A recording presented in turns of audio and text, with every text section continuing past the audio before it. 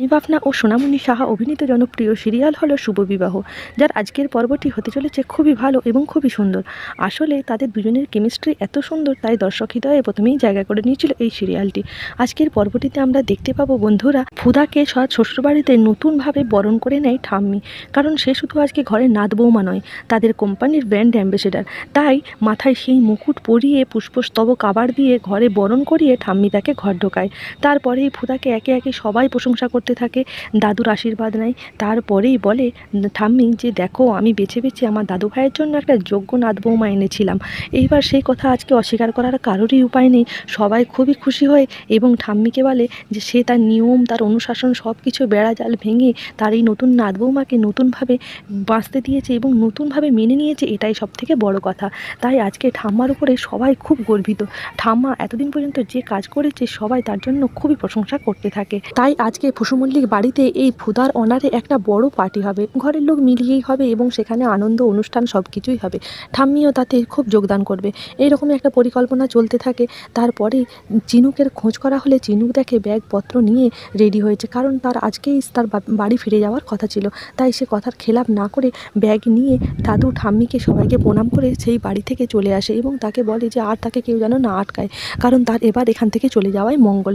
যাই হোক, এবার সে সেখান থেকে চলে যায়। সবারই মন খারাপ হয়, কিন্তু তারপরেও সুধাময়ী দাদুকে প্রণাম করতে যায় এবং দাদুকে যখন প্রণাম করতে যায় তখনই পিছন দিক থেকে চুমচুম চুম্পার ফোনটা বেজে ওঠে। এইবার ফোনটা বাজার সময়ই বলে, হ্যাঁ বাবা, তুমি আর বেশি চিন্তা করো না, আমি কয়েকদিনের মধ্যেই 1 কোটি টাকা জোগাড় করে নেব। আর এই ফুসু মল্লিক বাড়িতে একটা বড় চমক আসতে চলেছে, সেই জন্যেই আমি টাকাটা খুব সহজেই আদায় করতে পারবো।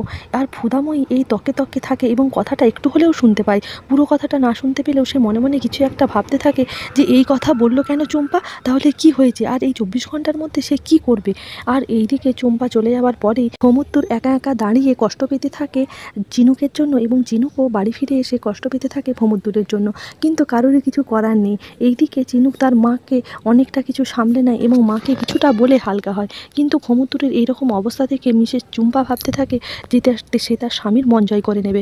কিন্তু তার ধারে কাছে গেলেই এমন একটা ঝগড়া শুরু হয়, তাতে ওইদিকে তার দাদা এবং বৌদি অর্থাৎ ফেজ এবং ফুদা যে ঘরের ভিতরে রোম্যান্স করছিল সেটা তাদের ভেঙে যায় এবং তারা সকলেই বুঝতে পারে যে তাদের ভাই আর তাদের বোন কেউই সুখী নয়, কারণ তারা একে অপরকে ভালোবাসে, অর্থাৎ বাড়ি ছেড়ে চলে গেল। অন্যদিকে ফুদার ছবি ম্যাগাজিনে, খবরের কাগজে সব জায়গায় বেরোয়, আর সেটা নিয়ে আচার্যি বাড়িতে খুবই হইচই পড়ে যায়, কারণ তাদের বাড়ির মেয়ে এখন সেলিব্রিটি।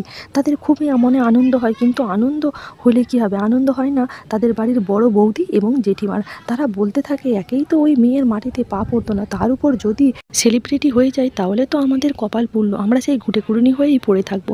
এইসব কথায় যখনই আলোচনা হয় তখনই ফুদার মাও খুবই আনন্দ উপভোগ করতে থাকে এবং খবরের কাগজটা নিয়ে তার মেয়ের ছবি প্রাণ ভরে দেখতে থাকে। আর দেখতে দেখতেই হঠাৎ করে কেমন একটা কাশি শুরু হয় এবং সে অজ্ঞান হয়ে পড়ে যায়। সবাই তাকে নিয়ে খুবই হুলুস্থুলুস করতে থাকে, কি হবে কি হবে। এইদিকে ফুদার আবার ফটোশ্যুট হয় সেই তেজ ফ্যাক্টরিতে এবং সেই ফ্যাক্টরিতে ফটোশ্যুটে সে কোনোভাবেই পারছিল না।